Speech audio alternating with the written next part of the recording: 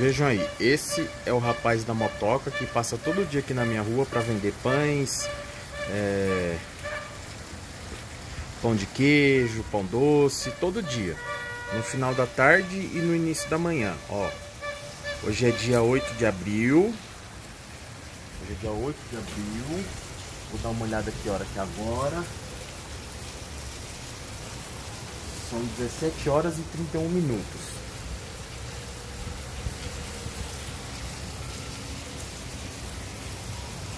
Estão vendo aí?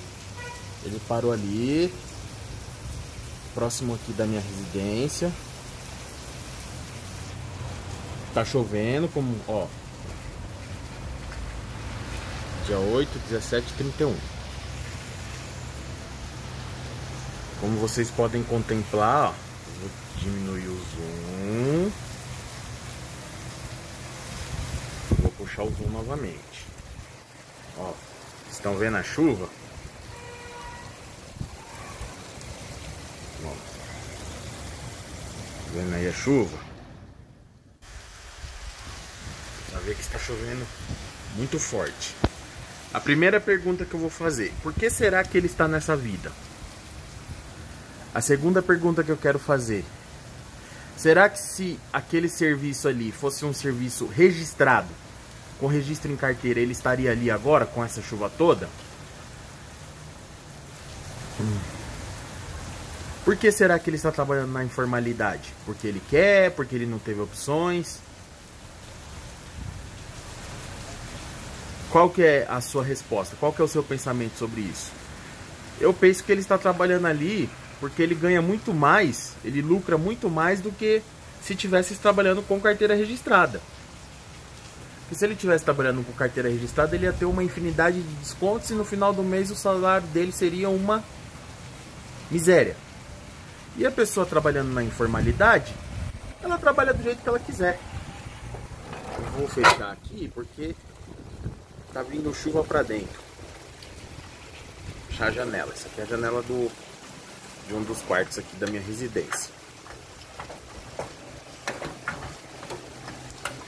Vocês estão contemplando ali, ó. Ele vendeu lá, ó. Ele vendeu, não sei, não deu pra identificar o que foi. Se foi pãozinho, pão doce. Eu já comprei dele também. Compro rotineiramente. Ele vende pão doce, pão caseiro, pão de queijo.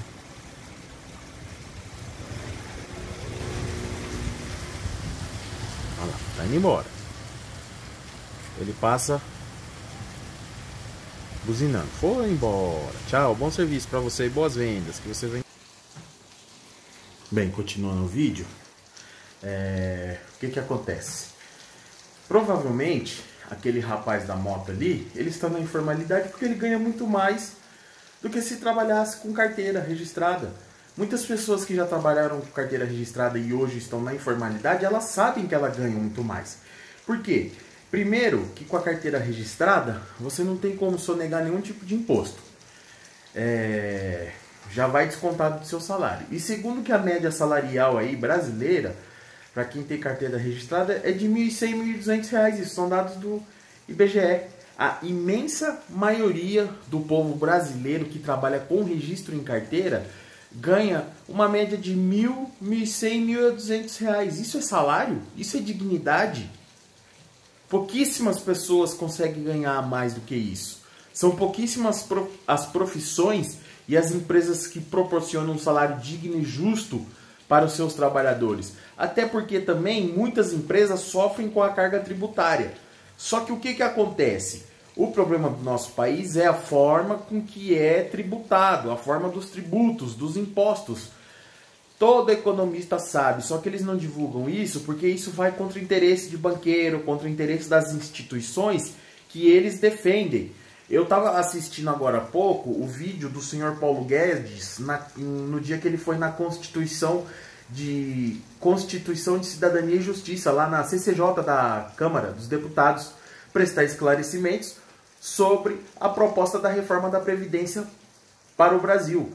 E uma hora ele fala, num dado momento, se não me engano, na hora 3, minuto 14 do vídeo, vocês podem pesquisar aí no YouTube que vão achar, ele falando que é difícil andar sozinho, que é mais fácil andar em bandos, ou seja, em grupos, Quando você anda em grupos, ele falou isso e eu rápido pesquei o que ele queria dizer. Ele tá certo. Quando você anda em grupos, é mais fácil o grupo lutar, atender os seus interesses. Porque você em grupo não vai ser só você defendendo o seu interesse, você vai ter outros para defender os seus interesses, porque na maior parte das vezes os seus interesses são os interesses dos que fazem parte desse grupo. E o que acontece no grupo dos bilionários, dos milionários no Brasil, estão diversos políticos que lá na Câmara, no Senado, defendem os interesses dos ricaços. O Brasil, o país, o mundo tem 193 países. Desses 193 países, só Brasil e Estônia não cobram imposto sobre os lucros e dividendos das empresas. Não tem imposto de renda. As empresas não pagam imposto de renda sobre lucros e dividendos. E aí? Tá certo isso aí? Vamos pegar o exemplo dos Estados Unidos. Lá o imposto é taxado aonde? O imposto é taxado na renda de todos. Todos pagam conforme a sua renda, proporcionalmente ao que ganha. E lá as coisas são muito baratas. É um país desenvolvido. Tá certo que se a gente for fazer uma reforma tributária hoje, não vai poder da noite para o dia acabar com o imposto, com os impostos, com a geração de receita para os estados, municípios e a União. Porque tem que pagar salário, um monte de coisa. Então vai ter que ser feito paulatinamente. Vai ter que ter um período de transição. Impor aí um período de 5, 10 anos. Mas tem que acabar com essa aberração de impostos. Os impostos sobre a renda, sobre o consumo das pessoas, está acabando com o nosso país. Eu vou dar um exemplo meu básico. Eu já trabalhei como motorista de ônibus, já trabalhei como motorista de carro para seguradora. Quando você tem o seu seguro, seu carro quebra, você liga lá pedindo o seu reboque e um táxi para ir embora para casa. A seguradora não manda um táxi com aquela plaquinha de táxi em cima com taxímetro. Vai mandar um carro particular que presta o serviço para eles com valor fechado já. O que acontece? Eu já trabalhei com isso numa empresa chamada Norte Cooper. É uma base de táxis que ficava instalada no centro comercial de Alphaville, na cidade de Barueri. Não sei se lá continua. Isso foi em 2007, 2008. Hoje eu comecei a desenvolver minha jornada no Uber. Aí eu vou dar um exemplo bem básico. Hoje, se o cara for comprar um carro para trabalhar no Uber, aqui na cidade de São Paulo, o carro só pode ter no máximo 8 anos de uso. Se a pessoa for comprar um carro zero hoje, aí, o mais barato aí gira em torno de 40 mil reais. Você vai ter que pagar 40 mil para começar a trabalhar. Suponhamos que a pessoa tem esse dinheiro, vai lá e compra o carro à vista. Comprou e pôs o carro para trabalhar. Quanto tempo o cara que está desempenhando aquela função ali, ele vai ter que trabalhar para recuperar o dinheiro? Os 40 mil que ele investiu e ter o dinheiro para sobreviver, para pagar a conta de água, para pagar a conta de luz, a conta de telefone, do celular, comer, beber, arroz, feijão, ovo, carne, salada. Para e pensa se é viável. Por que o carro custa 40 mil reais? Porque existe uma infinidade de impostos que são agregados no valor do produto. Dependendo do carro aí, um carro pode ter um emprego da utilização de até 1.000, 1.200, 1.500, 2, 3, 4, 5 mil peças. Todas essas peças que são usadas na fabricação deste carro, elas tiveram impostos cobrados quando elas foram produzidas. E isso impacta no preço final do produto, do veículo. E não é só do veículo, estou dando um exemplo que é a minha área de atuação profissional. Isso é para todos nós. Se uma pessoa, hoje, se eu pudesse comprar um carro zero por 5 mil reais, em 2 meses o carro estava pago, o resto ia ser lucro. Ia ser lucro. Por quanto tempo eu ia trabalhar com esse carro? Durante 8 anos, quanto tempo eu não ia ter lucro e sobre esse lucro eu ia pagar o imposto de renda? Só que não, é o contrário. A gente paga os impostos antes, entra para trabalhar, aí tem uma série de burocracias, uma série de interesses que fazem. Vou dar um exemplo. Por que uma série de interesses? Por que taxista pode usar o carro por 10 anos e motorista de aplicativo só pode usar o carro por 8 anos? Isso já entra na questão do bando. O bando dos taxistas, o grupo dos taxistas, tem alguém lá na Câmara dos Vereadores aqui na cidade de São Paulo que os representa e fica batendo em cima para atender o interesse deles e não o interesse de todos. O táxi é um serviço demasiadamente caro, taxista não paga IPVA, taxista compra carro com isenção de impostos e motorista de aplicativo não. Então vocês estão vendo como que o senhor Paulo Guedes falou lá na Constituição de Justiça da Câmara é verdade? Quando você anda em bando, em grupo fica mais fácil. Mas voltando ao que eu estava falando, se eu compro um carro por 5 mil e posso usar ele por 8 anos, em 2, 3 meses o carro está pago. O resto é lucro e manutenção do dia a dia.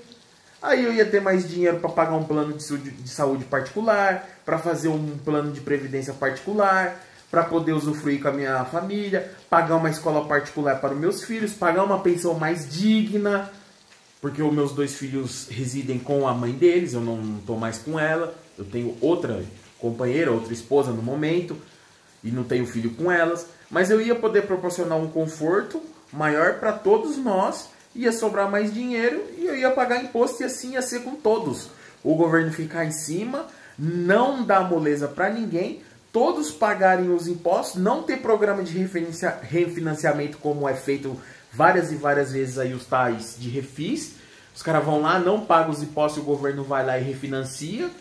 Não tem que ter mais leniência, massagem para ninguém, tem que pagar, fazer essa transição de cobrança dos impostos para os bens, produtos e consumo para a renda de todos. Todos têm que pagar, independente se ganha um salário mínimo ou se ganha 1 milhão. Mas cada um paga na proporção. Quem ganha um salário mínimo vai pagar o X, uma líquida irrisória perto do salário mínimo. E quem ganha 1 milhão vai pagar proporcionalmente ao milhão que ganha. E assim o nosso país vai se tornar uma potência muito mais rápido. Mas enquanto você ficar aí levando para o lado partidário, levando para o lado de esquerda, de direita, o país não vai andar. Você vai ser apenas uma massa de manobra na mão daqueles que o manipulou. Então leia, assista vídeos, procure informações. Nunca use uma informação por uma fonte só, cheque ela em mais de uma informação. Vocês querem ter ideia do que eu estou falando? Leia o artigo 144 e 145 da Constituição Brasileira. E os outros artigos também. Mas lá nesses 2 que eu falei, fala sobre a questão da previdência social, da seguridade social. Não é previdência somente. Seguridade é os benefícios sociais e a saúde. E para isso já existe a CSL, o PIS, a COFINS e o pagamento de INSS, tanto dos funcionários que trabalham com carteira registrada, como dos patrões.